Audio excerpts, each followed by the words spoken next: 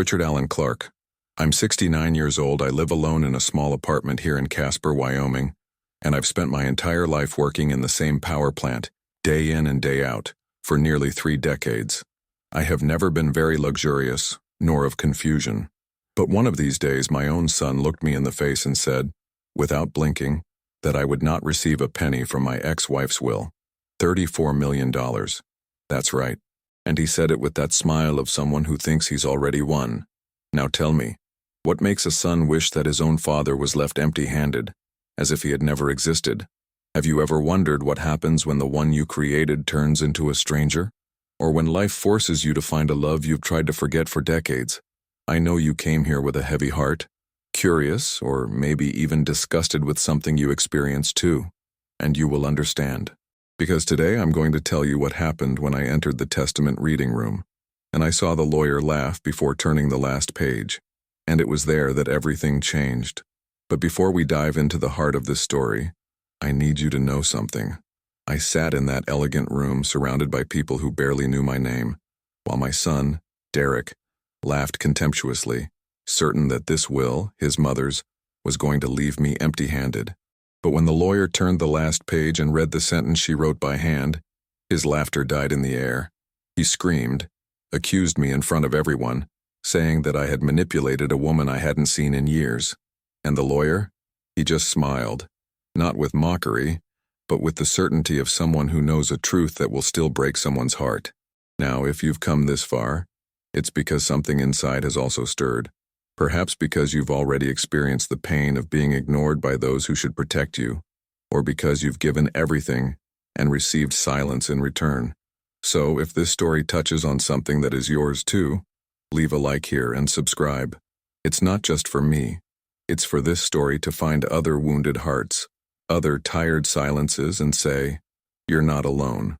It was late afternoon in Casper, one of those in which the wind whispers through the dry branches and the sun paints everything a melancholic gold. I was in the kitchen, straining my coffee, when the landline rang, that old device that hardly rings anymore. When it rings, it is a sign that time means something. I answered a little unwillingly, with my hand still warm from the cup. On the other side, a masculine, polite, direct voice. Mr. Richard Clark?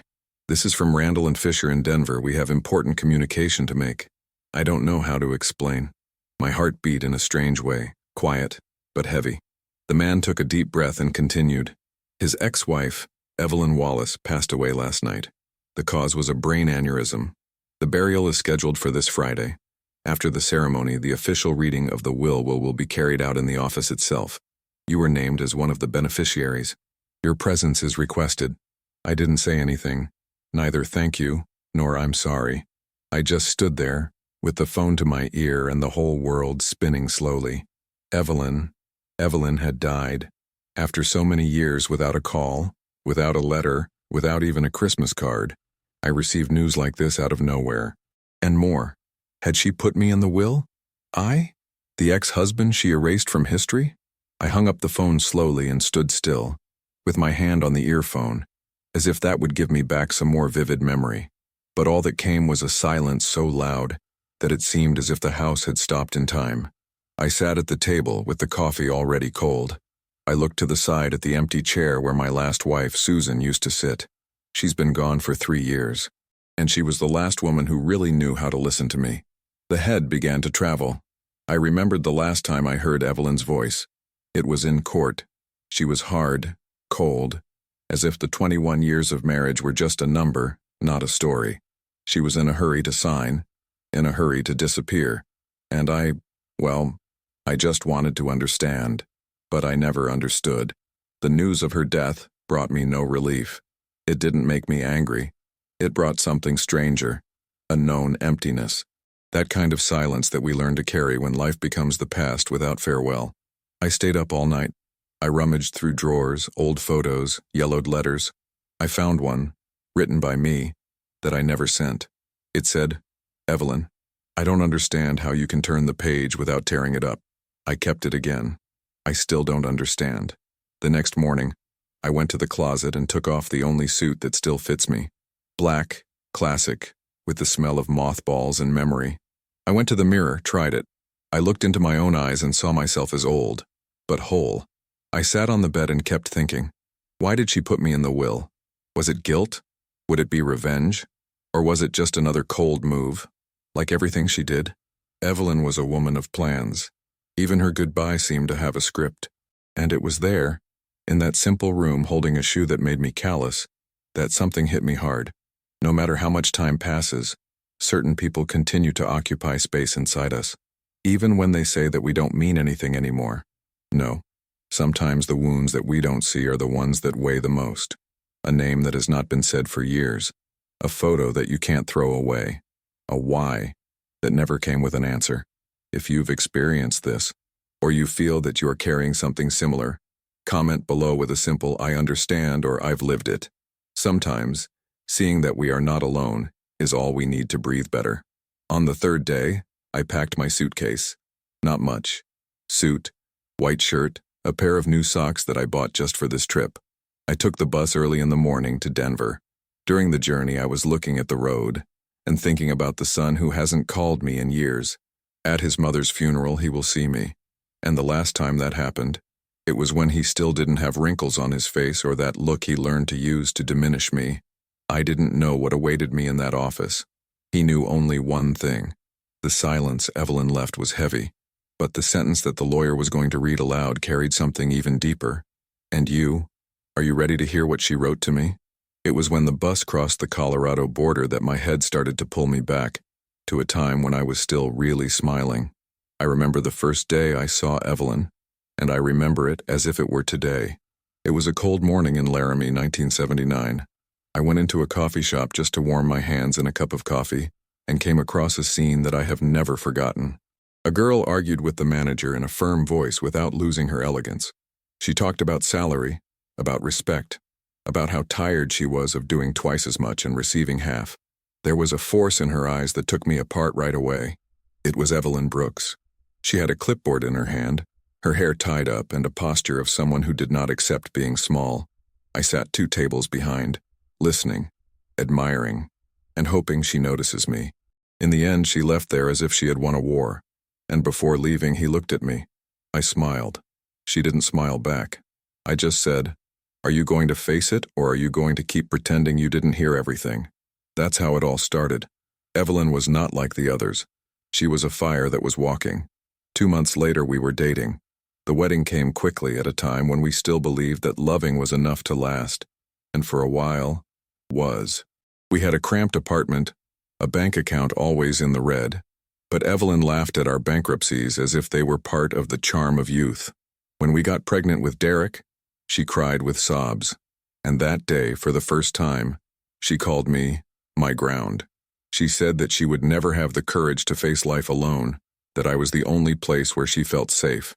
But I knew that behind that affection, there was a thirst. Evelyn wanted more than love. I wanted to win, to be seen, to be remembered. When she founded Wallace Strategic Group, I still thought I could balance things out.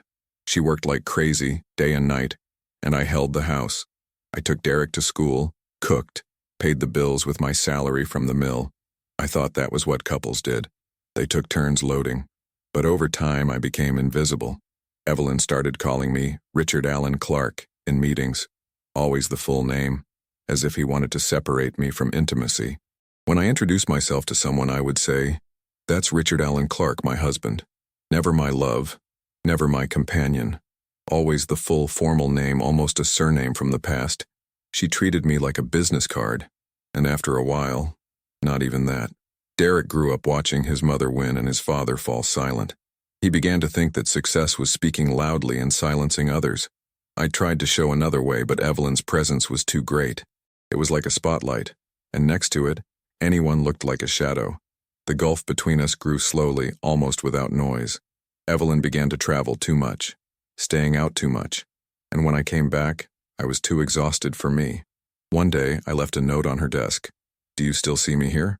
I never got an answer, and deep down, I knew that this was the beginning of the end. But the real end, it came in a dry way. One morning, she handed me a folder with divorce papers. He said it was better this way, that we needed freedom so we wouldn't hurt ourselves anymore. I signed it. I didn't argue. I didn't cry. I left with a suitcase, and with the feeling that I had loved a hurricane, and that now all that remained was to clean up the wreckage. For years I didn't hear of her. I only saw the company's name in the newspapers, the smiling faces on magazine covers, Derek in graduation photos where my name was never mentioned. I was the ghost of a story that no one wanted to remember. And now, crossing those roads toward Denver, my heart was all mixed up. Longing, hurt, fear, and a strange twinge of hope. Because deep down, as much as she had forgotten me on the stage of life, did she in the last act still remember me backstage? What exactly had Evelyn written to me in that will? And why, after all these years, did my name appear again in the mouth of a lawyer? I'm not a man of many dates. I forget birthdays. I don't keep the day I bought my first house, nor do I remember exactly when I got my graduation clock. But that Christmas, that one I never forgot. It was the last one I spent with Evelyn and Derek. The table was set at her house, or rather, at their house, as she liked to say. I went because I still believed that we could sow something there, even if it was just for our son. I brought a simple but intentional gift, a book of short stories she loved in her youth. It was an old edition, which I found by chance in a hidden bookstore in Cheyenne. I remember that I wrapped it very carefully, tied it with a red ribbon. When I handed it to her, Evelyn didn't even look up. "Oh, thank you, Richard." That was all. It didn't open. He didn't smile. She didn't even pretend to be surprised. Derek, then about 15 or 16 years old, was glued to his cell phone the whole time. He exchanged messages with someone and laughed, muffled. He almost didn't talk to me. When I tried to start a conversation, he replied with a dry ahem, without taking his eyes off the screen. At that dinner, the only laughter came from Evelyn's partners, two couples in suits talking about stocks, expansion plans, offices in Singapore. And her? She smiled at them. He made toasts. Shone. I, sitting in the corner of the table, realized that I was no longer part of that scenario. It was as if I had been invited out of politeness, not belonging. When she announced that she would spend New Year's Eve in New York at a meeting with investors, no one was surprised. I just nodded, as if already waiting for the cut. 3 days later, the divorce request arrived by a motorcycle courier. A thin, clean, objective paste. No ticket, no explanation. I read each page as if reading its own exclusion. Her name was there, signed in that usual firm handwriting, and mine looked out of place, like an old prop in a document that was too new. I didn't cry that day. I didn't care either. I just sat on the balcony of my apartment and stared at the sky. It was January, and the wind was blowing, but I didn't feel cold. I felt empty, something that grows inside and turns off the lights slowly. On that day, I understood that I would no longer be called to any supper, any birthday, any Father's Day. I had been removed from history without anyone telling me. Since then, I have never bought anyone a Christmas present, and I never heard my son's voice calling me father again. Now about to meet him again at his mother's funeral after so many years, I keep wondering, does he still remember that Christmas? Could it be that somewhere that boy I carried on my shoulders misses the man who was always there, even when no one else saw him? And when I walk through the door of that office in Denver, will he recognize me as a father, or just as a stranger who dared to appear in the midst of his inheritance? The ceremony was in one of those cold white halls, with tall stained glass windows and too many flowers. Evelyn would have hated that place, I thought. She liked the modern, the glass and the concrete, those things that seem eternal but break easily. I walked in with slow steps, dressed in my old suit, and sat in the back. I didn't want to draw attention. I just wanted be present. I think that was it. Be. Because for so long I was forcibly absent, pushed out of a life that was also mine. The room was full of faces I didn't know. Men in tight suits, women with shoes that made noise in the marble, restrained smiles and cell phones always at hand. People who knew who Evelyn had become, but who had no idea who she was. When Derek saw me, it was as if time froze. He walked across the hall with that quick, arrogant gait and stood in front of me like a border guard. "You have no right to be here," he said, his eyes narrowed. I looked him in the eye. I saw anger. I saw fear. And I saw sorrow, the kind that disguises itself as contempt. I took a deep breath and replied only, "I came to honor what I lived, not to dispute what was left." He snorted, turned his back and mingled again with the guests. but the people around listened. I saw looks turning to me, some curious, others with pity, some with respect, but I didn't need anyone's approval. I needed it all my life, and I never had. Now, it was enough to be there. After the ceremony, everyone headed to Randall and Fisher in downtown Denver. It was a mirrored glass building, one of those that reflect the sky as if they wanted to deceive time. We were taken to a large room with a dark wooden table surrounded by chairs too expensive to be comfortable. I sat in a corner again. Derek positioned himself near the lawyer, as if he was ready to receive the throne. The lawyer was a middle-aged man with thin-rimmed glasses and an expression that mixed boredom and precision. He took the sealed envelope, which seemed lighter than the silence in the room, and began. Evelyn Wallace's last wishes and dispositions. He started by talking about her vision, the creation of the company, the important milestones, the passion for business. It felt more like a LinkedIn bio than a testament. Derek smiled. I looked at everyone as if to say, "See? I knew she trusted me." I just looked at the table. That all sounded as distant to me as a television program. But I was still there. I still hoped to understand why. And look, if you're listening to this story, you may have felt this feeling too, of entering a place where everything tells you that you don't belong anymore, but you still stay. It just stays, because your story is there, even if no one else wants to remember it. And if this outburst here is reaching you in any way, leave a like on this video, subscribe here to the channel. I'm here opening my heart, telling everything about how it happened, and I still have a lot to tell you. The lawyer turned the front page, and it was there, at that moment, that the atmosphere of the room began to change, because until then, everything was very beautiful, very rehearsed. But I knew Evelyn wouldn't make it all that clear. Not her, not the way she thought. And when he took a deep breath before continuing, I felt it. Something big was coming. Something that no one there, not even Derek himself, was prepared to hear. But after all, what would a woman like Evelyn Wallace leave as a last word to the man she erased from life and to the son who inherited her pride? The lawyer read aloud in that neutral, impersonal tone, as if announcing the weather on the radio.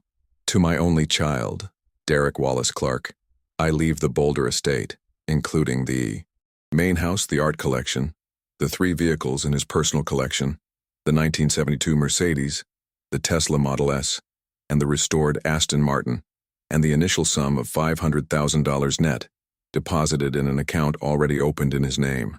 The room moved. Some guests disguised a smile, others just nodded in silence. Derek, on the other hand, bared his chest in a proud sigh. He ran his hand over his expensive jacket as if adjusting to the title of absolute heir, and he turned his head in my direction. It was fast, but I saw it. The look, that mixture of contempt and triumph, as if to say, "See, you're not part of it." He never did. He crossed his legs, leaned slightly in his chair, as if waiting for the rest of the fortune to flow into his lap. I kept quiet, hands together in my lap, eyes downcast. But inside, I felt something different from that old pain. It was like watching the end of a show that no longer hurt me. I was the invisible extra and he, the protagonist of a play written by a woman who until then seemed to have left everything tied up. But I knew that Evelyn was not predictable. It never was. And the lawyer, turning the page with almost ceremonial care, paused for a second. He ran his finger over the paragraphs, adjusted his glasses and cleared his throat. The room was muted, as if the air had been sucked in by that pause. I felt it. Everyone felt it. Evelyn was about to say something that was going to change everything. But what would be so important, that needed a break before being read? The lawyer took a deep breath, as if he knew the next line had too much weight to be said anyway. She adjusted her glasses to her face, looked around, and then finally read, "To my ex-husband, Richard Allen Clark." The phrase hit the air like muffled thunder. I felt my whole body freeze. I leave the sum of $33,500,000, as well as a majority interest in Wallace Strategic Group, including voting power on the board, and perpetual appointment as honorary chairman. The silence that settled there was not only shock, it was the kind of silence that tastes. It tasted like steel, like cut pride, truths that no one wanted to swallow. Derek, until then, reclining as a prince on an inherited throne, jumped out of his chair, as if he had been slapped. "What?" He shouted. "This is a joke. This is fraud. It can't be." He looked at the lawyer, then at me, and then laughed. But it wasn't laughing for free. It was nervous. "Him? This is pathetic. You're playing with my mother's name." I continued to sit. He didn't even blink. It all seemed like a dream crossed. 33 million? Majority stake? Evelyn? Had Evelyn written that? For me? Derek approached the lawyer's desk and pointed his finger hard. "It shows this roll. That's false. My mother would never give that to a man she despised." The lawyer calmly opened a briefcase, took out a copy of the hand-signed document. It had a stamp, it had legal recognition, and, most of all, it had a medical evaluation attached, signed by 2 professionals, attesting to Evelyn's total sanity on the day she wrote it. "She knew what she was doing, Mr. Clark," the lawyer said, looking at me, "and it left clear instructions that this clause should only be read after prior distribution." Derek exploded. "She was being manipulated. This old man disappeared for years and now appears here wanting to play the hero?" He looked at me with an anger that I didn't recognize. It wasn't just hate. It was fear. Fear of no longer being the center. And I was still there. Stationary. Silent. As if my body was in the room, but my soul was still trying to reach for what it had just heard. Evelyn. That woman who snatched me from the house with cold papers. Who erased me from her life without a note. She had left me everything. And you know, it was there that I understood something that you may also need to hear. Sometimes life does not give us explanations with words. She responds with gestures. And these gestures, when they arrive, are worth more than 1,000 apologies. If you've been here until now, listening to this old man open his chest, stay with me until the end. Because the hardest part, and the most beautiful, is yet to come. Derek was restrained by one of the office's advisors. He screamed, said he was going to sue, that he was not going to accept this quietly. I sat there, with my hands in my lap, feeling the back of the chair as if they were the hands of time holding me so I wouldn't fall. I didn't say anything. I just looked at the envelope with my name, because at that moment, more than shocked, I was wondering, why did Evelyn do this? What did she want to say to me after so many years of silence, with a will that would turn our son's life upside down? The lawyer asked for silence, but did not need to. The room was already filled with such dense silence that you could hear the restrained breathing of the people. He took a smaller envelope out of the briefcase. It was old, with slightly yellowed edges and the name Richard Allen Clark written by hand, the way only Evelyn could write, with that handwriting that seemed like a line between elegance and firmness. He unfolded the sheet carefully, as if handling a farewell, and he began to read, "To the 2 men who bear my name, in such different ways." That crossed me. It was her voice again. For the first time in years, Evelyn's voice once again filled an environment where I was present. "Richard, maybe this letter comes too late, but if there is a truth that time has not been able to erase, it is this. I have never stopped loving you. And that scares me to this day." I felt the ground sink. Derek looked at the lawyer as if asking him to stop, but he continued. "You were my anchor, and I was the wind that pushed you to the sea. I wanted to beat the world. You just wanted to live in peace.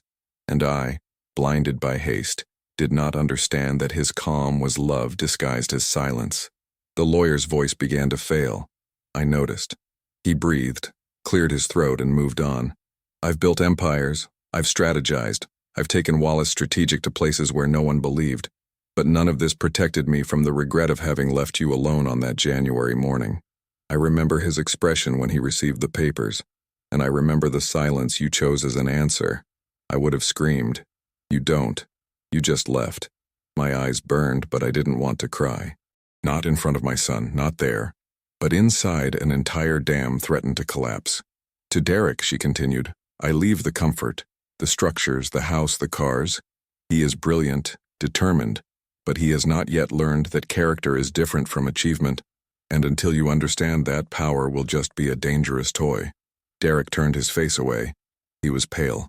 For the first time since I arrived in that room, he had nothing to say.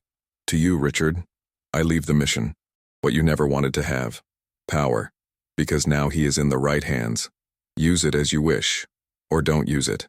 But no, I entrusted you with what was left of me, because you were the only one who never tried to change me. The letter ended with a handwritten line in shaky but firm handwriting. To forgive is the most difficult verb I know.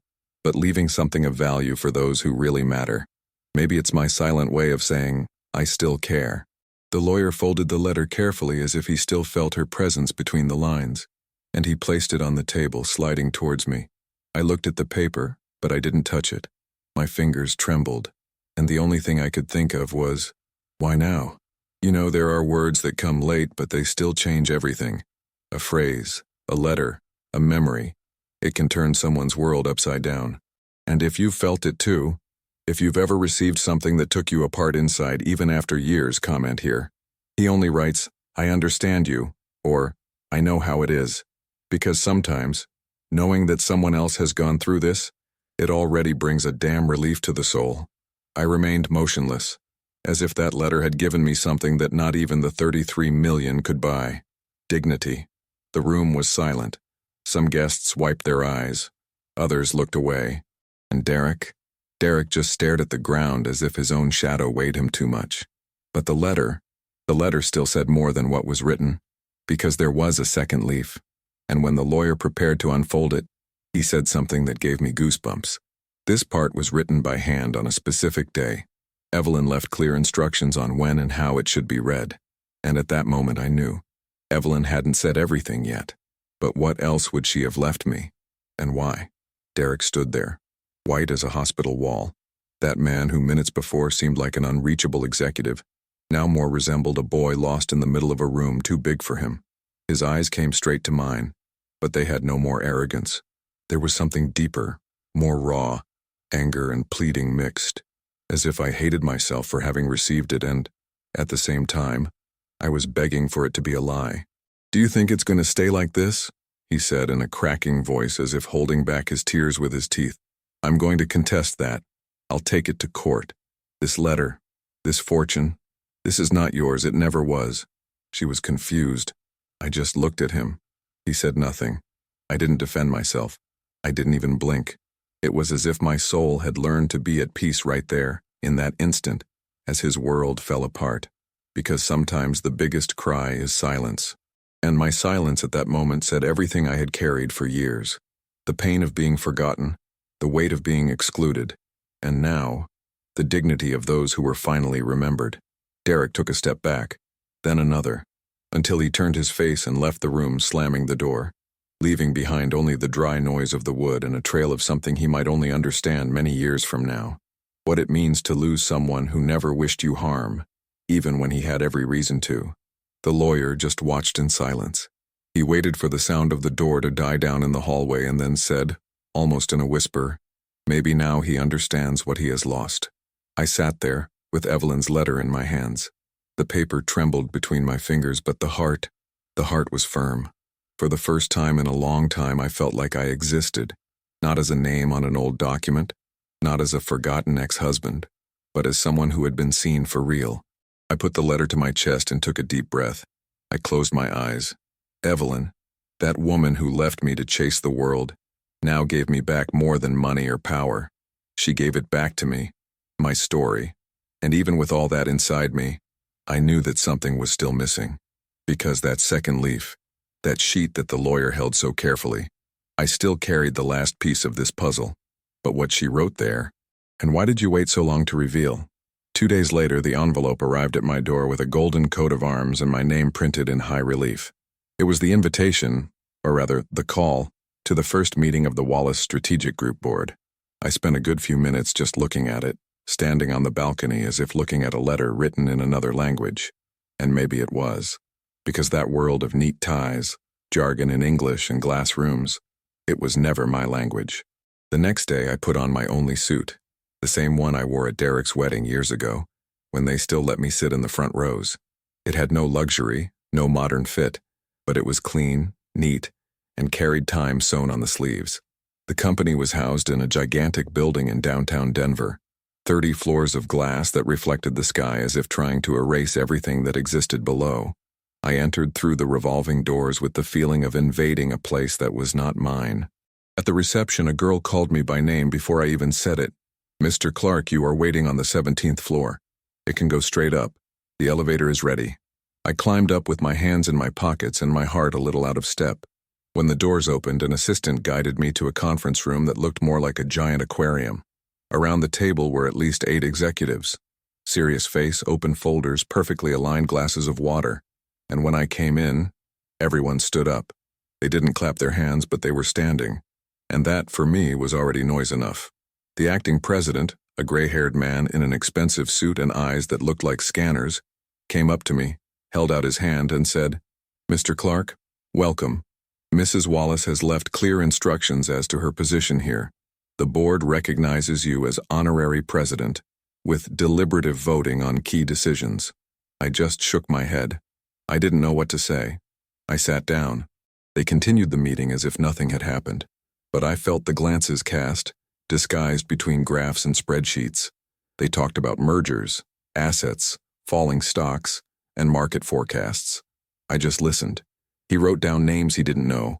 He tried to understand. But at no time did I try to look like someone I'm not. I didn't say more than I should. And above all, I didn't try to impress anyone. At the end of the meeting, as I was getting ready to leave, a woman, she must have been in her mid-40s with her hair tied in a tight bun and the posture of someone who commands without having to shout, approached.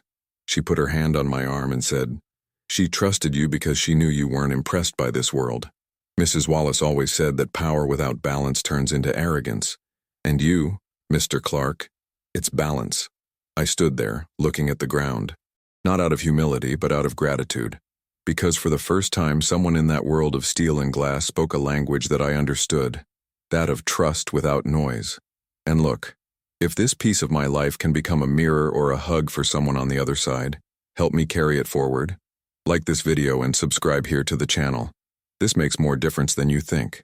I walked back to the hotel slowly.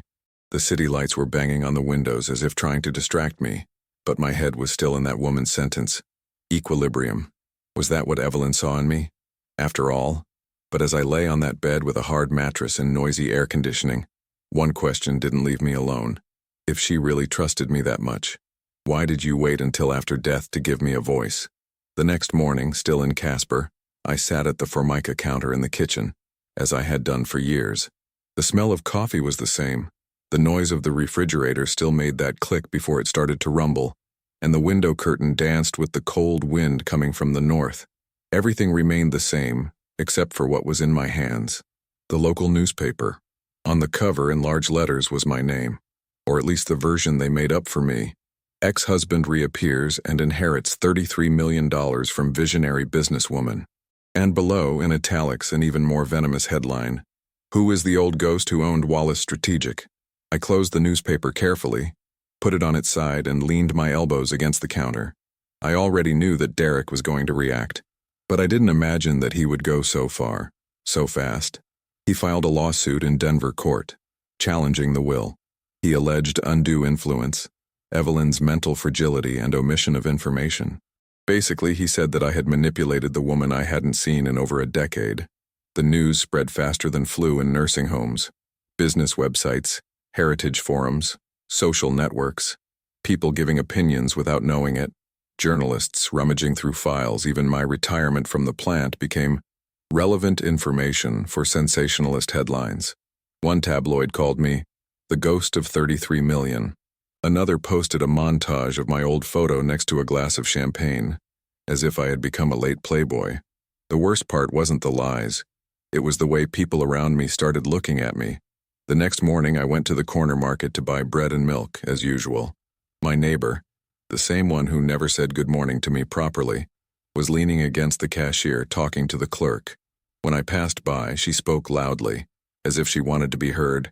Just imagine, to win all this like this without doing anything. There are people who are born with a star, right?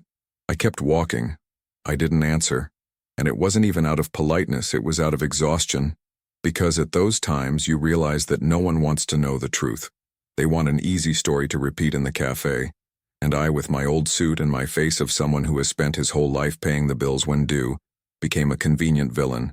But you know, as I drank that bitter coffee sitting on the same bench as always, I noticed something. Sometimes what bothers others the most isn't what you have, it's what you stand for. I wasn't the man who won it all. I was the man who came back. And that, for those who think they have won life, is unforgivable. If you've come this far with me, it's because something in this story also poked you inside. So listen to what I'm going to tell you now. The most remarkable moment of this story.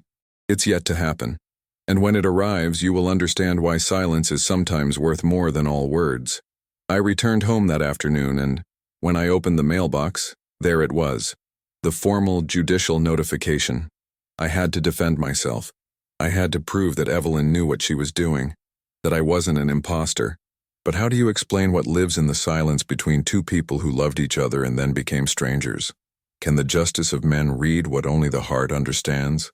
I returned to Evelyn's house on a gray afternoon, one of those when the light doesn't have the courage to enter entirely through the windows, as if asking permission to touch the old wood.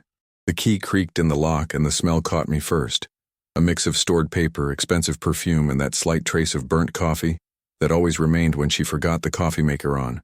There was no one there, but I felt presence, as if the house still breathed its rhythm. I stood in the hall for some time, looking down the hallway where I had so often heard her heels hurriedly hitting the floor, heading for another meeting, another flight, another contract.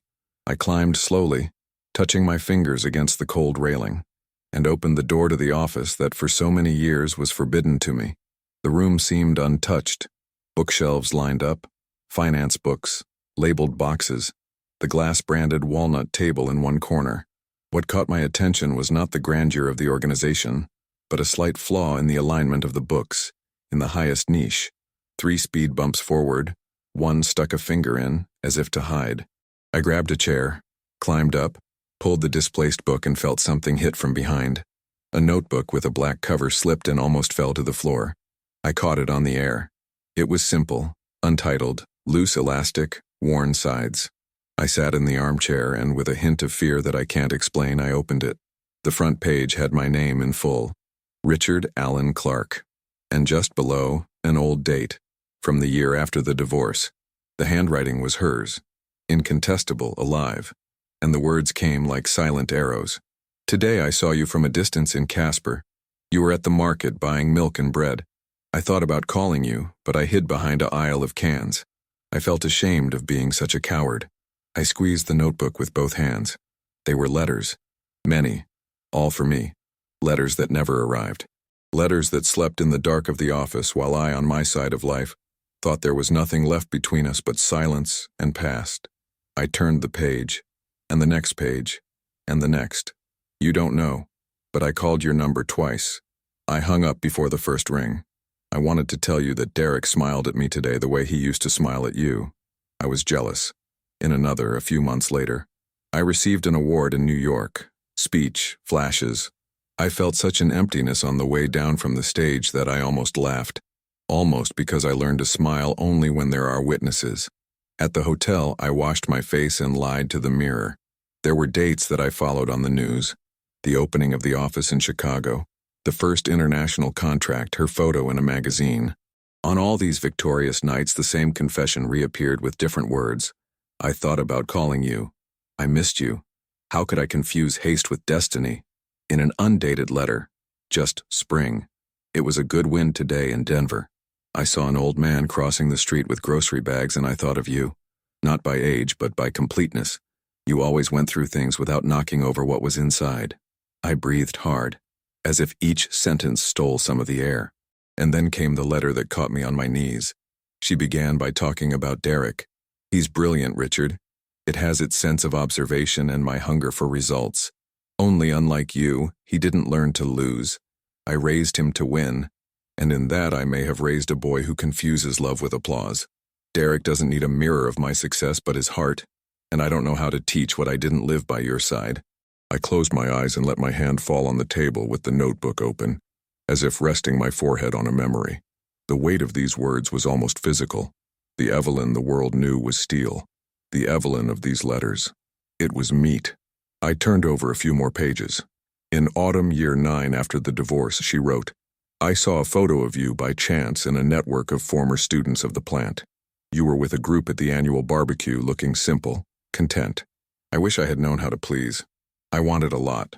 Perhaps my greatest talent was to confuse applause with affection. In winter, year 12, I had a crisis in the office and ended up in the hospital. Nothing serious, pressure, I lay on a stretcher and thought, if I were now, who would say my name fondly?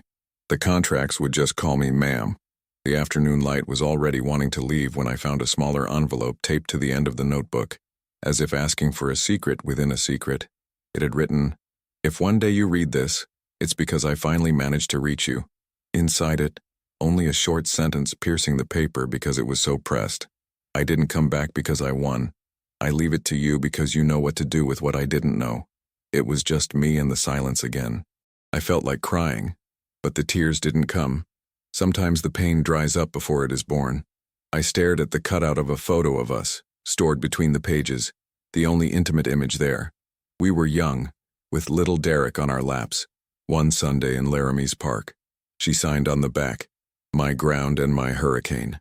It was at this point that I needed to breathe more slowly and talk to myself in a low voice, like someone trying to order a room after a windstorm. And it gave me a thought that may be yours too. How certain memories have an iron grip inside and never let us go. If you have a trunk like that, a card, a smell, a song that pulls you back, tell us in the comments what it was. He just says, "I have it." And if he wants, shares what he wants. Sometimes sharing a memory is the only way for it to weigh less. I put the notebook away again, but this time in the inside pocket of my jacket, as if it were a compass for the crossing that I didn't even know how to start. I went down to the ground floor, walking slowly, feeling the floor creak under my shoes as if the house wanted to say goodbye. At the door, the sky was beginning to turn dirty orange, and I stood on the threshold with the feeling that Evelyn had finally told me what she had always avoided, that her love for me was not a lack of courage, it was an excess of pride. And pride, when it gets too big, devours the house from the inside out. I closed the door, braked with 2 turns, and leaned my forehead against the cold wood. I knew Derek was going to continue the fight in the courts. I also knew that the spotlight would want to turn me into a character, but now I had something that no one could take away. The true story, written by those who divided us, and the cruel and beautiful phrase that I read on paper and heard in my head as a request, "Give our son what I couldn't, the measure of love." I stepped out onto the sidewalk with the notebook on my chest, and a question, huge and silent, opened up before me like the empty street at dusk. What other truth, still hidden, had Evelyn left waiting for me? And where exactly would I have to go to find her? He appeared without warning, going through the glass doors as if breaking a mirror and coming straight from inside it. I was on the 17th floor in the waiting room next to the board, when the receptionist just whispered, "Your son wants to talk to you." And I watched him emerge, his eyes sunken and his breath short, as if he had run up the stairs instead of taking the elevator. "We need to talk now," he said tensely, squeezing and releasing the handle of the briefcase as if holding an angry animal by the halter. I nodded and asked for a smaller room, overlooking the parking lot. Less glass, less echo. He stood circling, opening the briefcase, closing it, turning over papers as if the order of the sheets could tidy up the mess that lived inside him. "Dad," he choked, corrected in a second. "Richard, I'm under pressure. The press, investors, my partners, everyone demanding answers about it." He touched the "it" as if touching a wound. "Do you know what it's like to grow up with someone like my mother?" He blurted, the words running before his breath. "Everything needed to be a goal, a number, and a cent. If I got an A, it had to be A+. If I won a medal, I had to win the championship. And you didn't understand that. You were happy with little." He bit his lip, drew his breath, started again. "I know what they say about me, that I'm arrogant, that I only think about money, but no one understands the pressure of being Evelyn's son. I needed to prove all the time that it wasn't a mistake, that I deserved to be in that place. And you're gone." I felt the word like a stone. Disappeared. I let her stay in the middle of us, quiet, defenseless, without explanation. He continued, trembling. "Do you think I don't remember your absences? Those nights when you said you were too tired to go out? That you couldn't go to the recital because you had stayed up all night at the plant? I missed a father who taught me what to do when we fail. Mom taught me how to win. That's all." We were silent for a few seconds. I heard the distant noise of the printers and the crackling of the air system. And in that interval, I found myself looking at him as if looking at an old portrait that someone wanted to color later. So many wrong colors on top, but the essence still there, hidden. "I never knew how to be a boy," he said quietly, as if confessing in his own ear. I always felt that I needed to be a ready man. Maybe that's why I seem cruel. It's not cruelty. It is fear. Fear of being small. I stopped my hands on the table. The leather of the armchair creaked. I could have returned a dossier of memories. The afternoons I used to stay in the empty bleachers at training because Evelyn was on an intercontinental call. The day of the arm in a cast, when he was 8 years old. And we spent the night playing dominoes because the pain did not let him sleep. The low conversations in the hallway when he cried in shame at a bad grade. And I said it wasn't the report card that made a man. I could have remembered all this. I could have released dates, times, attendance receipts. But I learned late that the inventory of love does not convince those who only recognize a deposit of applause. Instead, I got up slowly, moved closer to the window, and let the sunless Denver light do the rest of the work. "Derek," I said calmly with his full name as if returning an object he found on the floor. "Have you ever looked me in the eye without contempt in the last 20 years? It locked in place. The body, previously in motion, was suspended, as if the question had pushed too much air into the lungs. Flashed. He opened his mouth. There was no sound. And then I saw the hesitation that no headline reaches. A boy's shadow behind the executive. A request for a truce kept where pride does not let the hand in. I didn't repeat the question. I didn't press it. I just waited. Silence answered for him. And the response of silence was a mirror that no one likes to stare at. I tried to do it right," he whispered, almost voiceless. "I thought if I was big enough, everything would work out, that you would see me from above." I breathed slowly, looked at the reflection of our figure in the glass, and returned to the table. "You want money," I said, simply, without harshness. I wanted a child.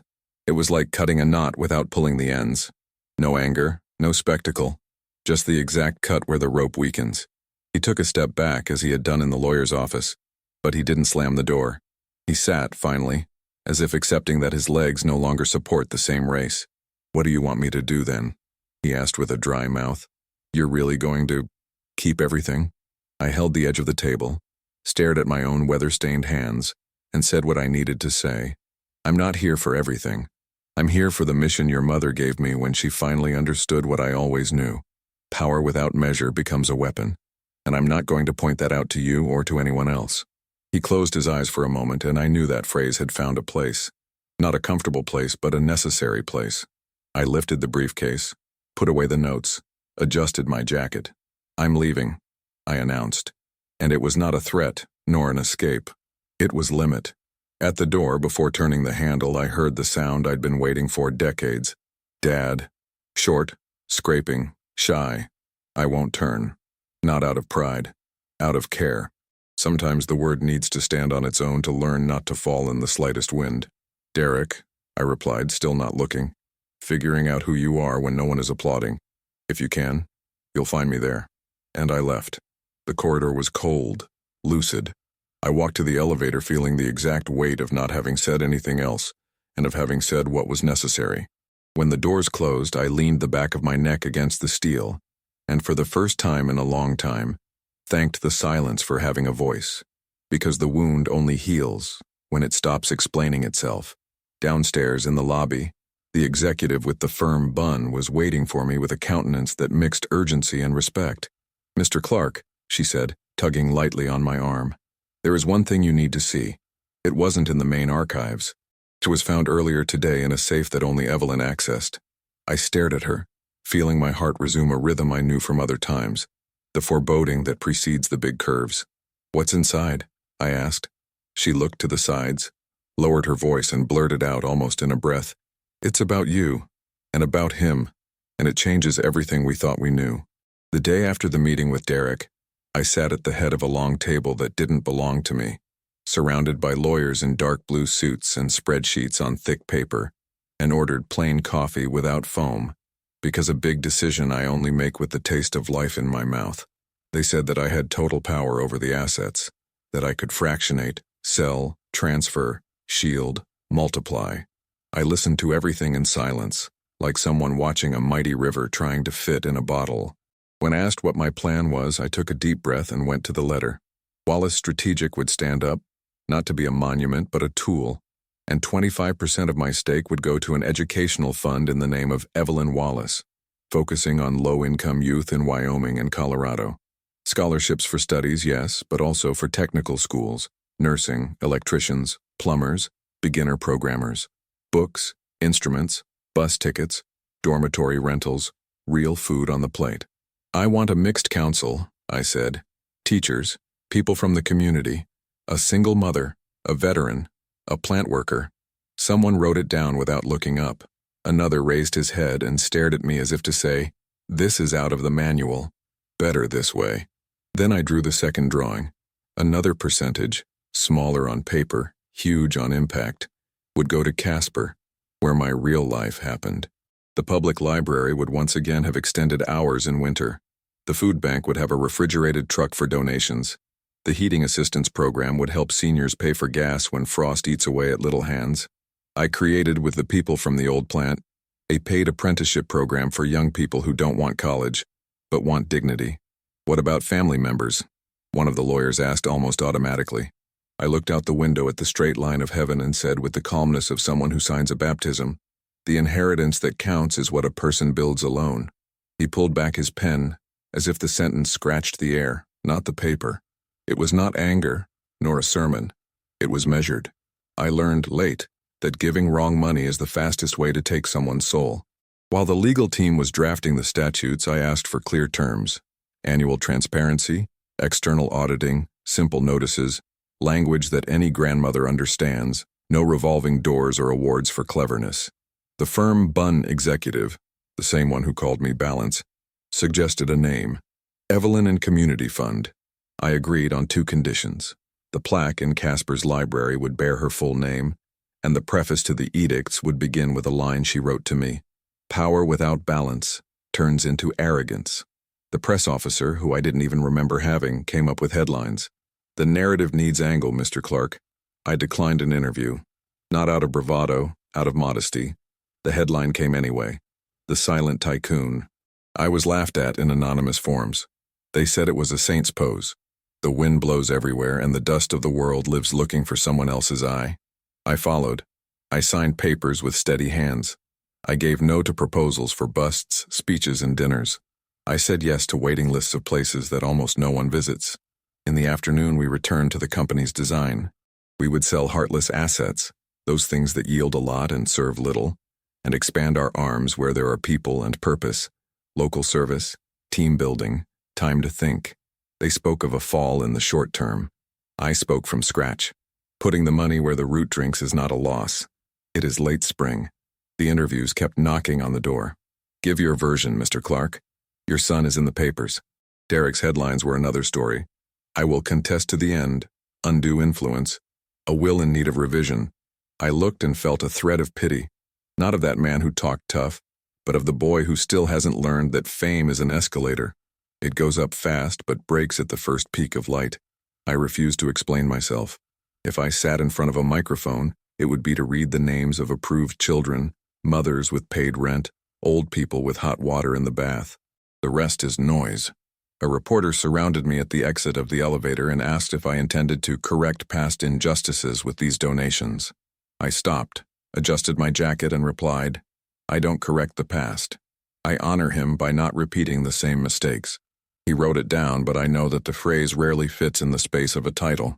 At the end of the day, the executive of the firm Bunn entered again, with a look that I already recognized, news in its raw state. He had an old brown briefcase with a metal seal and a handwritten number. "They found in the safe that only Evelyn accessed," she said. "It wasn't cataloged." I felt my skin crawl under my shirt. I put my hand in the folder, but I still haven't opened it. The woman waited patiently, as if delivering a message that has no alternative recipient. "Can we see it now?" she asked quietly. I looked at the clock, at the rest of the papers that still asked for my pen, and realized that every decision of that day had a thread that pulled me back to the same point. Who, after all, was the power that Evelyn put in my hand for? I pointed to the next room, smaller, less glass, took the briefcase with me and sat down. I felt the weight of the metal against the wood. I thought of Derek, the educational fund, the library named after her, the winter that was soon to come in Casper. "There are things," I whispered to myself, "that don't fit in the newspapers or in the assemblies. They only fit in the heart." I unlocked the seal with a crack that echoed more than it should, and before lifting the lid, with the executive silent at the door, I asked the question that went through me like a clean blade. What did Evelyn keep here? And why did he wait for me to find it? The news of the donation spread faster than I could walk. At the end of that afternoon, my name appeared on business portals, and the next day, it woke up stamped on screens that I didn't even know existed. Honorary president allocates 25% to popular education. Library in Casper receives structural funding. They wrote everything. Some applauded, others pretended to be a baker trying to prove that I had made a rookie mistake. And Derek turned into a volcano. He called journalists who always gave him space, canceled meetings, scheduled interviews, went live on 2 programs. The phrase was repeated like a hammer. He's throwing the money away. Every time he said he, I felt the boy behind the man kicking in a door he never learned to open properly. The reporter from the first program asked if he had read the fund's statute, if he knew about the notices, the audits, and the numbers. Derek, tense, tried to change the subject. Auditing doesn't give returns, the market wants vision. The anchor, with an arched eyebrow, replied, Vision that doesn't look at us usually stumbles over its own brilliance. I watched it sitting on the edge of the hotel bed with the volume turned down. He doesn't smile. I didn't vibrate. I just felt sorry. In the second program, when explaining that part of the resources would go to technical schools and to mothers who need help with housing during their studies, the journalist opened a graph on the screen. Projection of impact in 5 years. Number of scholarships. Drop-in, drop-out. How is this throwing money away? He insisted. Derek looked at the electronic point, breathed through his mouth, and didn't answer. Meanwhile, the networks began to move the way I feared the most, with easy anger and ready-made phrases. Nicknames emerged. They fitted him with the mask of the spoiled heir. People who have never seen us in their lives have said, You have never worked. You want everything in your lap. I didn't get into any discussion. My name in this mud does not save anyone. I kept quiet. I stayed where my voice reaches. A phone call to the director of Casper's library, confirming the budget and asking for the list of urgent repairs. A short meeting with the fund counter to simplify forms. A long coffee with the coordinator of the electrician course who told me about students who arrive without gloves and return home with calluses and hope. On the 3rd day of the windstorm, I received an email from the Investor Relations Department. There were calls from funds concerned about Derek's maturity of leadership. They wanted to schedule conversations with the board about succession, governance, predictability. I translated it in my head, confidence starting to leak through the footer. At the same time, former directors who knew Evelyn from her days in a small office began to respond to interviews with sobriety. The donations were structured with a long-term vision, and the company's ESG indexes are grateful. I don't understand half of the acronyms, but I understand when the water hits the hull, and the water was hitting my son's hoof. Less hostile headlines came. Between heritage and mission, the silent tycoon's method. I don't like the title, but I understand the world that needs to give a character face to anything that doesn't fit in a spreadsheet. A reporter called me asking for a 3-line speech. I didn't. The most I did was ask the articles to cite the fund's website where they wrote in clear language who can apply and how. And I followed. There are things that we live and keep, but maybe by telling, we help another heart to breathe. If this story is making sense to you, like this video and subscribe. We will make this path reach those who need it. On the 4th day, an internal clipping arrived for the board that hurt me. A foreign investor, one of those who treat a city as a zip code and a company as a bet, canceled a meeting with Derek at the last minute. Reason: lack of alignment. In the hallway, I heard 2 employees whispering. They didn't stop when they saw me because they didn't recognize me. He gets his tone wrong, said one. If it were Evelyn, it would become a class, it becomes a trench. Later, he learned that an old client asked for the negotiations to go through another executive until things calmed down. The word removal circulated without an owner. I went back to my room and sat in front of the window. Denver is beautiful when the sun slowly delivers. The buildings are golden on the outside, as if the day tried to apologize for the rush. I remembered the notebook, the harshest and most tender message I've ever read. Derek doesn't need a mirror of my success, but of your heart. And that's when I understood. It was no use going to the newspapers to defend my son with words. What he needed was to hit the bottom of the water itself so he could push his body up. No one teaches a man to swim by blowing instruction from the shore. We learn when the water enters through the nose and burns the chest. On the 5th day, he stopped answering calls. They said he spent hours in an empty meeting room staring at the faded screens, as if waiting for a number to come and save him by the hand. On the 6th, he disappeared from the office. In the 7th, the portals exchanged the spoiled air for something worse. Isolated. Isolated hurts more, because it's not judgment, it's diagnosis.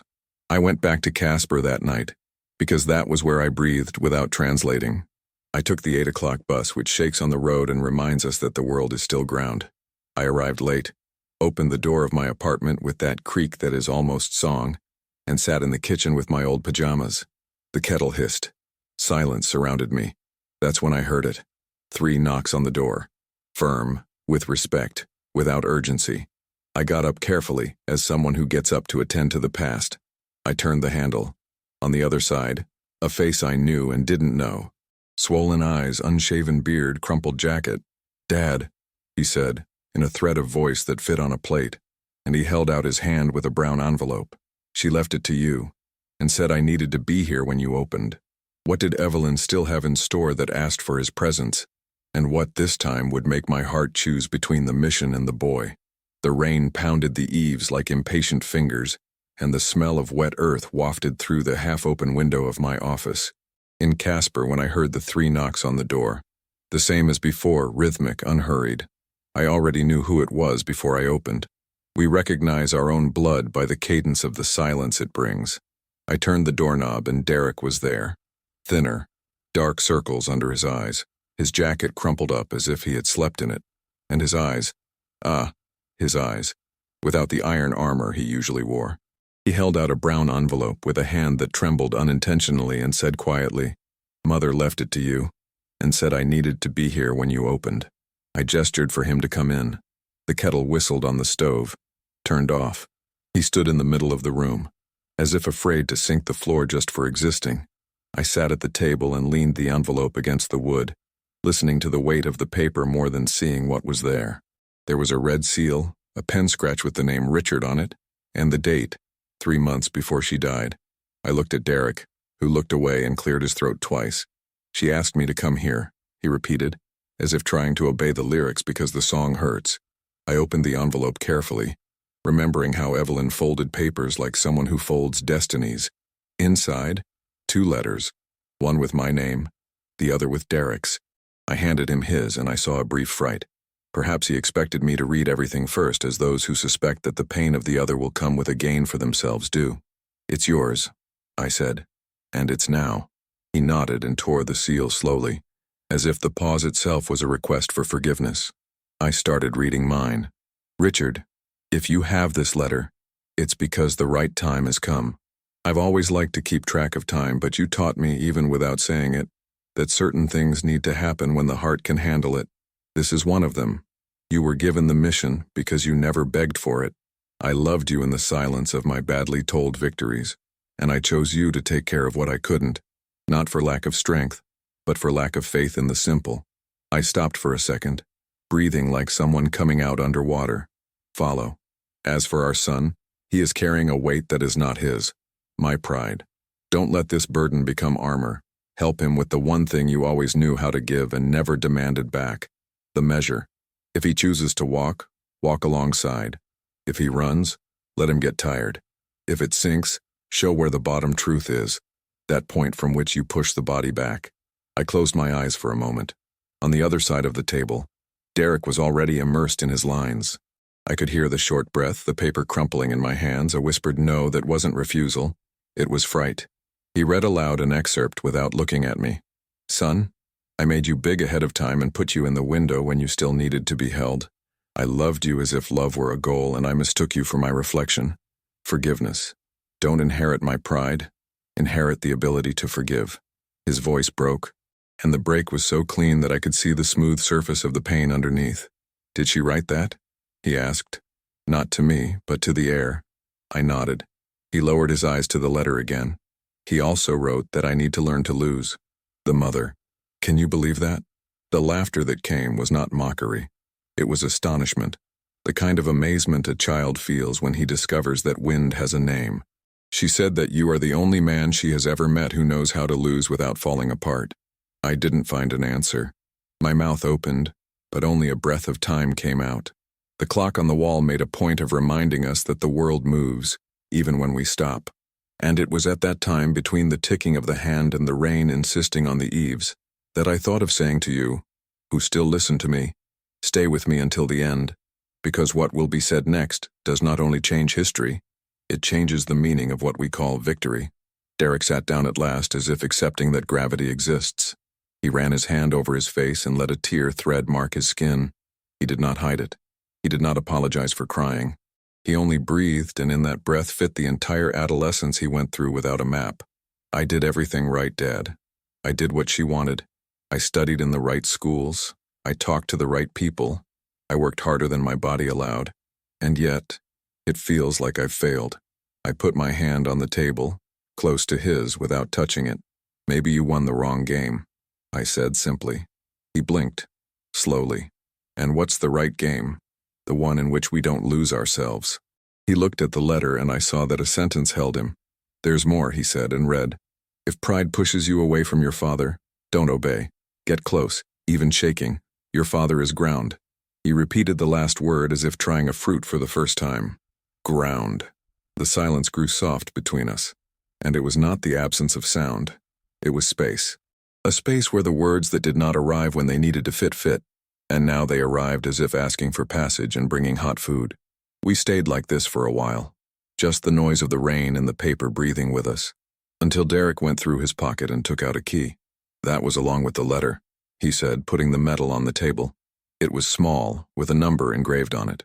I recognized her, from those old community bank vaults. She said that there is something stored, and that you need to open it with me. He said that if I could stand to hear what comes next, I could finally choose my path. What is this path? The question was suspended between the key and the cards, and I had no map. I got up, went to the window. The street was glowing with wet. A puddle reflected the strands of light as if the sky lived on the asphalt. Tomorrow morning we'll go to the bank, I said without turning. Whatever it was waiting for both of us. He stood up slowly, put the letter in the envelope, and took a deep breath. At the door, he hesitated. Dad, I don't know how to do that. Neither do I replied. We learn now. He nodded and left, slowly, as if testing the firmness of his own step. I locked it, rested my forehead on the cold wood, and listened to the rain turn into good noise. I returned to the table and ran my finger over the word, floor. I don't know if I cried. I know that the heart, for the first time in a long time, fit in the chest without bumping into the ribs. I turned off the lights and went to sleep with the key in my pocket, because there are things that the body needs to feel close to believe exist. And while sleep pulled me to a place without figures, the question that remained in me was one, simple and deep as a well. What did Evelyn leave locked up that has the strength to, at once, give me back her son, and charge me the man I said I would be when I took the mission? At dawn, even before the bank opened, he returned. He knocked twice, slower than the night before, and stood on the porch while Casper's wind came cold and clean, like someone who washed the street during the night. I was already on my feet, the kettle sizzling and the key to the safe in my pocket. I opened the door, and Derek didn't come in right away. He stared at me for a time that only fit at that moment. There was no pose. There was no lined suit. There was no Evelyn's son that the world expected to see. There was my son, without a frame. He took a deep breath, as if carrying the right word from afar, and said, Father, forgive me. Said like this, naked.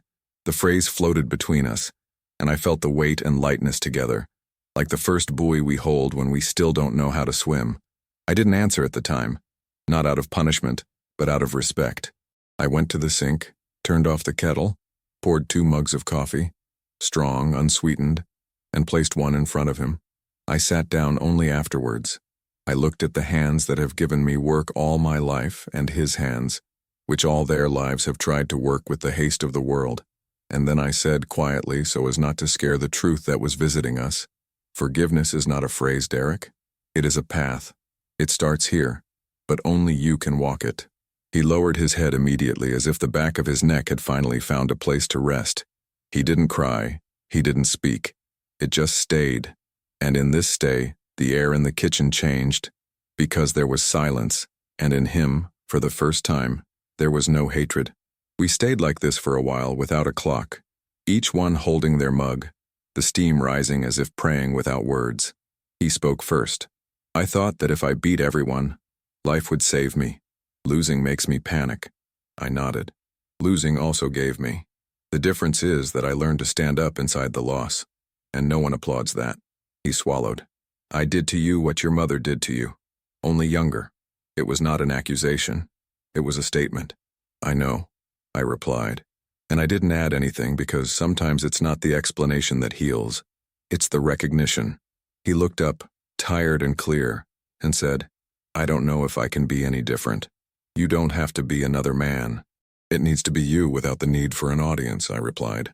That's what scares me the most, he said, and gave a half laugh that wasn't irony. It was fright wrapped in learning. The light poured in through the window, scraping the tabletop and igniting the knife marks I'd made over the years of slicing bread and tomatoes. I thought of Evelyn, of the notebook of letters, of the phrase she left me as a task. Give our son what I could not, the measure of love. I leaned forward and very slowly, without haste, said, I will walk by your side, but I will not carry you. He nodded without offense. The simplicity of that promise of companionship, without ransom, seemed to open a street where before there was only a wall. We drank almost all of our coffee without sugar and without haste. He told me, in short words, how he had disappeared from the office, how he had felt his chest heavy in front of the screen, how the word isolated in a headline had hurt more than all the others, as if someone had cried a truth for the first time in public. I listened to everything with my whole body, and each time I just said, it's okay to feel this. And the phrase was a blanket that doesn't warm enough for laziness, but drives away the ice that kills. When the mug emptied, he pulled the envelope with the letter close to him as if pulling out a map and asked me, Are we still going to the bank today? I took the key out of my pocket and placed it on the table. Let's go. But no, whatever is there, whatever it is not box healing. It's just truth kept. He nodded, and at that time I understood that the most difficult part had already been crossed. He had asked for forgiveness, and had heard that forgiveness is the way. No hug, no scene, no theater. I got up to pick up my coats, and he followed me with his eyes, attentive to my slowness as a man who feels his knee in winter. Before leaving, I closed the window and lifted the curtain. Casper's sky, for the first time in a long time, seemed clear to me as a blank page. I locked the door gently, and the click of the lock sounded like a comma, not a period. We walked down the stairs in silence, and each step seemed to say, one after the other, that's all. In the parking lot, the wind cut less than before. He opened the car door and waited for me to get in first. There was no choreography, but there was respect. We drove to the old branch of the community bank, the red brick one, with the round clock on the facade that has been 5 minutes late since 1998. We entered with the key in hand. The attendant recognized me from the time when I deposited a salary counted. Good morning, Mr. Clark, he said with the smile of someone who was once poor in news and learned not to make a storm in a teacup. We were guided to the vault room. The hallway smelled of metal and paper, and everything there seemed to speak softly. I stopped in front of the number engraved on the key. Derek was half a step behind, not out of fear, but out of respect for the order of things. I took a deep breath and turned the key. The mechanism responded with a clean crack, and the metal drawer slid out, heavy as if it had years that had not been counted. I rested the box on the table and stared at the lid. I felt the palm of my hand sweat, and for the first time since I inherited an empire I never wanted, I had the feeling that I was about to receive something that was only mine, a truth that needs no witness. I looked at Derek and said without flourish, Whatever it is, we read it as a man and a son, not as president and heir. He nodded firmly. I opened the lid, and before my eyes reached the first line, a detail caught my breath. Right at the top, on a bundle of documents, there was a photo that I had never seen. The three of us on a park bench, me with small Derek on my shoulders and Evelyn laughing without her chin locked. Underneath, handwritten with her handwriting, the day I knew what home was. I ran my finger over the edge of the photograph like someone who passes a hand over the head of a sleeping child, and the world, for a second, stopped in the right place. I closed my eyes, breathed slowly, and let peace find me. We didn't hug each other, we don't cry loudly. But when I put the photo back on the table, I knew. What was to come was going to require more than courage from both of us. I was going to ask for fidelity to what we promised in that kitchen, to walk without an audience, to accept the right weight, not to turn our faces away from the truth. I raised my head to Derek, who was waiting for my hand to take the next step, and asked, with the calm of someone who opens a door that has been leaning against it for decades, "Ready to see what your mother has saved for our last reckoning?" I returned from the bank with the photograph in my pocket and a handful of papers that seemed lighter than the weight they carried. I won't tell you here what was written on them, not yet, because there are times when we need to let our soul breathe before translating everything into a sentence. When I got home, I washed my hands with warm water, sat down at the kitchen table and pulled out a white sheet. I did this without thinking too much, like someone turning on a light in a forgotten room. It was not a letter to Evelyn, not even for Derek. It was for me, for the man I was, for what I ceased to be, and for what I insist on becoming, even when the knee hurts and the memory bites. I wrote, "Richard, you've made it to 70. Who would have thought? There was a time when you thought you wouldn't make it past 50 with your head in the right place. You were wrong. He was absent at the wrong times due to fatigue, fear, and stubbornness. He called humility what was sometimes cowardice, and he confused silence with peace when, deep down, he was just avoiding the noise. You got it right too. He was where no one wanted to be, in the small pain of others, in the useless tasks that hold a house together, in the screw that does not appear in the photograph but supports the entire bookcase. You loved it, maybe badly, maybe crooked, but never little, and never too loudly." I stopped and heard the kettle call, poured a coffee, and went back to the leaf. You were a husband and failed. Not out of malice, but out of misunderstanding. He thought that life was punctuation when it is a measure of presence. You were a father and failed, not because of total absence, but because you accepted that contempt silenced you, when love needed you right there with your face exposed, accepting the risk of being ridiculous. You were hardworking and got it right without a medal. You kept the lights on for other families while your house darkened. And when life gave back a megaphone in the form of an inheritance, you didn't scream. He held the device at heart level and spoke softly. "This is to serve." The pen walked as if it knew the way. Remember the Christmas when you were invisible? Today you understand. Invisibility is the frame of a lot of dignity that does not fit in the picture. Remember the day the lawyer's door closed behind you? Today you learned that a door that slams is sometimes a comma, not a period. Remember when Derek spat that you were a nobody? You clung to the nobody so as not to become a wrong someone. And in the end, the boy found his father, not because of headlines or fortune, but because two men sat around a mug of coffee and gave a new name to the word forgiveness. Way. I let the pen rest and closed my eyes. The image in the photograph visited me with a sharpness that hurt. The three of us on a park bench, Evelyn with her chin loose, me with Derek on my shoulders, the world apparently in order. You also learned from her, I wrote again. With Evelyn came the steel and came the meat, came the pride that hurt you and came the courage that you admired. The lack came, the letter came, the papers in the safe with truths that burn and heal. The mission came. She called you ground. You believed it. Now be it. I put in parentheses a memory that saved me during the windstorm. The library in Casper with the new lamps lit in the late afternoon. The children entering with backpacks on their backs. The old women choosing novels in a low voice. The queue at the counter of the electrician course. The first mom who said thank you to me by fitting a rent receipt into a worn purse. That's why, I continued, you said no to interviews. Not out of disdain, but because noise is no substitute for truth. You have chosen patience as an instrument. Maybe it won't change the world, but it changes the range of your own respect.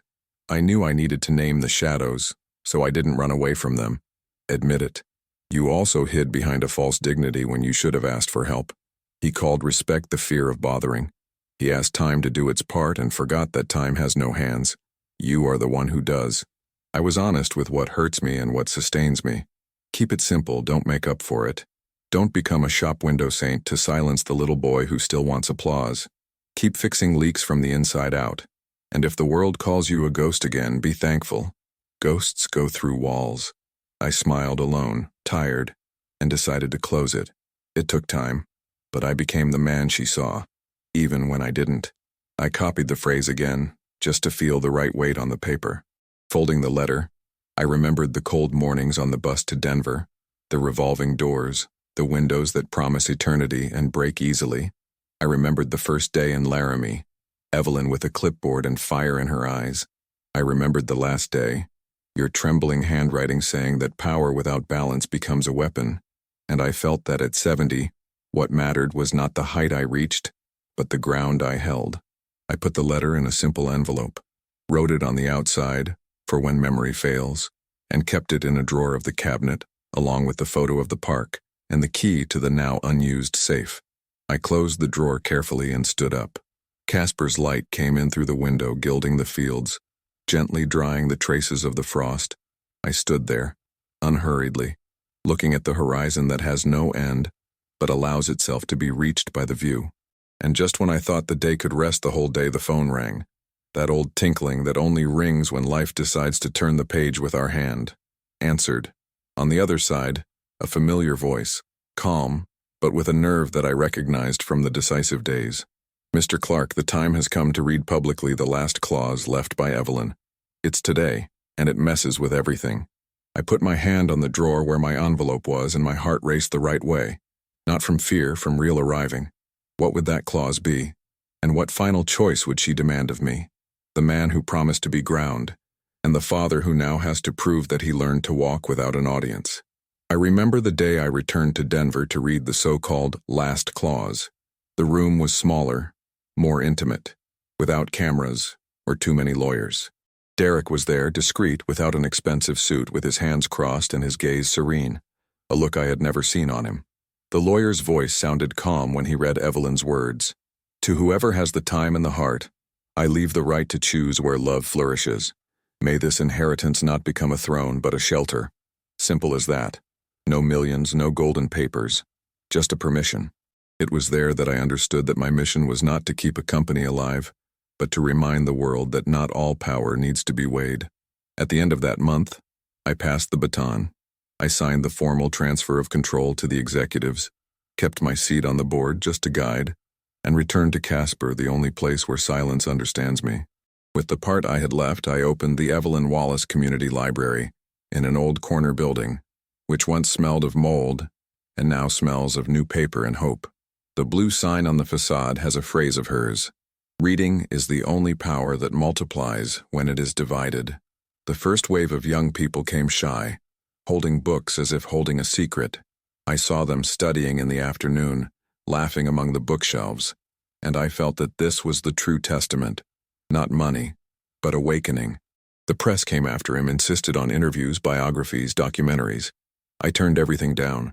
He said that the man worth remembering is the one who is in the gesture, not in the name. I went back to live in the same apartment, the one I had before, only with less silence and more soul. Derek came to visit me one Sunday, helped set up the shelves in the children's ward. He is working with environmental projects, away from the spotlight. When we left the library, he said, "Now I understand what Mom meant by floor." I just smiled. I didn't need to say anything else. In the late afternoon, I walked through the park in front.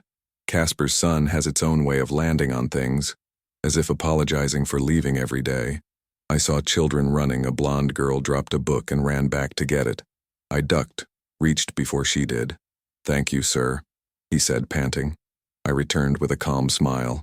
"Nothing. Just don't forget who taught you to read." She waved and ran away. I stared until it blended in with the others. It was there that I realized that life had finally made peace with me.